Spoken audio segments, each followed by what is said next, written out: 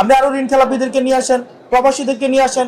আইন বহির্ভূত ভাবে যদি বিএনপির ঋণ খেলাপিদেরকে আপনি নির্বাচনে আনতে চান, তাহলে আওয়ামী লীগ কি দোষ করছে? আমার অবস্থান ঋণ খেলাপিদের বিরুদ্ধে, লুটেরাদের বিরুদ্ধে, যারা ব্যাংকের টাকা গত 17 বছর বা আসলে আমরা এই কিছুদিন নির্বাচনকালীন একটা বিষয় পরিলক্ষিত করেছি।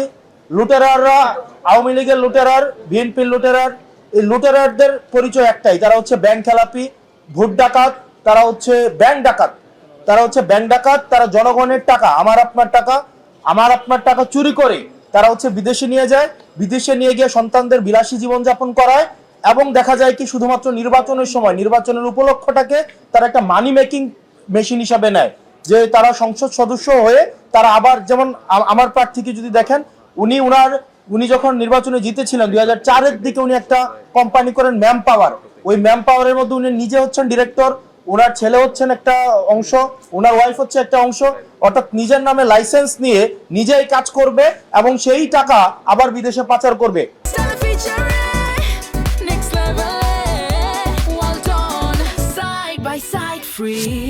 আমরা হাদি ভাই যেমনটা বলেছিল, এই যে ব্যাংক ডাকাত এবং ঋণ খেলাপি লুটেরারদের জন্য আমরা বাংলাদেশটাকে হারাম করে দিব। তারা শুধুমাত্র নির্বাচনের সময়, তারা মূলত হচ্ছে তারা বিদেশি নাগরিক।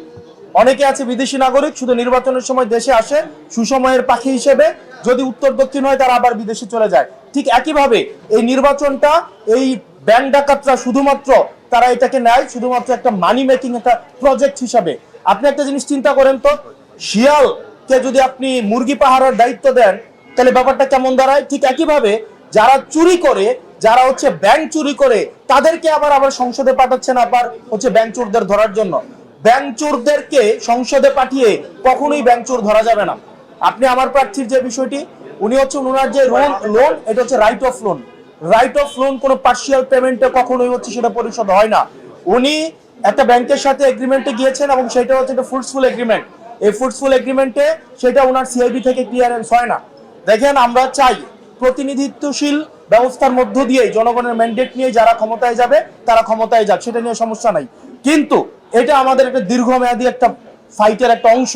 আমরা কোনো ঋণ খেলাপিদেরকে কোনো একটা এই ধরনের একটা ফাইটে আমরা অংশগ্রহণ করতে আমরা তাদেরকে কোনোভাবেই, জনগণ তাদেরকে অ্যালাউ করবে না। এই ঋণ খেলাপিদেরকে আমাদের জনগণ প্রত্যাখ্যান করেছে 5ই আগস্টের মধ্য দিয়ে, পরবর্তীতে নির্বাচন কমিশন প্রত্যাখ্যান করেছে, আপিলেট ডিভিশন প্রত্যাখ্যান করেছে, আজকে হাইকোর্ট প্রত্যাখ্যান করেছে। তারা যে কোনো প্রক্রিয়া, আমরা আবার দেখেছি 2100 কোটি, 1700 কোটি, 254 কোটি নিয়ে অনেকে হচ্ছে বিভিন্ন ব্যাকডোর মেকানিজমের মধ্য দিয়ে নির্বাচনে আসছে। ঠিক একইভাবে তাদেরকে 12ই ফেব্রুয়ারি আবার জনগণ চূড়ান্তভাবে তাদেরকে প্রত্যাখ্যান করবে ইনশাআল্লাহ। শোনেন, এখানে কেউ, আপনি কি চান বেআইনি ভাবে কেউ নির্বাচনে অংশগ্রহণ করেন?